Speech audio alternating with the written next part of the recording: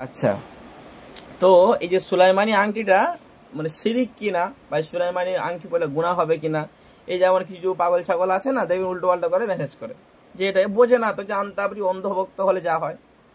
কিন্তু এর এত কাজ, আলহামদুলিল্লাহ আমরা এত পরীক্ষিত হয়ে গিয়েছি, খুব সুন্দর।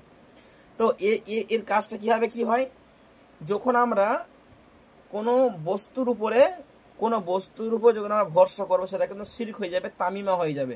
মানে কেমন, ধরুন আমরা যদি কোনো ওই যে হাড়, যে গরুর যে হাড় হয় না, গরুর যে হাড় বলুন, ছাগলের চামড়া বলুন, বা ওই যে কোনো কালো কার বাঁধা, কালো কার পরা, সুতো পরা, যদি আমরা মনে করি এই আংটির পাথর পরা, যদি আমরা মনে করি এখান থেকে আমাদের শিফা হবে, তাহলে সেটা কিন্তু শিরক হয়ে যাবে। কথা ভালো করে বোঝেন।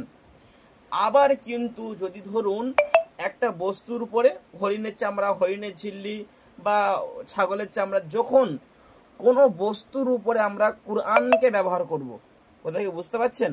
যখন কোনো বস্তুর উপরে আমরা কোরআনকে ব্যবহার করব, আমাদের মূল উদ্দেশ্য কিন্তু কোরআন।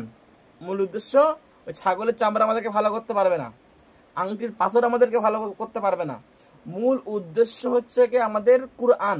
কোরআন কোরআনটাকে যখন আমরা এখানে লাগাবো, তখন এটা জায়েজ হয়ে যাবে। তদবির তদবির আমরা যেমন পড়ছি, কোনো সমস্যা না, এইভাবেই ওই বস্তুটা তখন আর সমস্যা হবে না। বুঝতে পারছেন?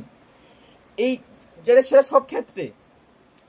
আর আপনি শুধু কালো কার পরেন, আপনি শুধু আরো অন্যান্য ইত্যাদি কিছু পরেন, সেক্ষেত্রে এটা কিন্তু তামিমা হয়ে যাবে। ঠিক আছে? তো আংটির ক্ষেত্রে, আংটির মধ্যে আমরা কোরআনের পাওয়ার দিয়ে থাকি, কোরআনের যে সমস্ত বিষয়গুলো আছে সেগুলো দিয়ে থাকি, এবং আংটির ভিতরে তদবির থাকে, সুলাইমানের নকশা থাকে, এই জন্য এটা সমস্যা হয় না।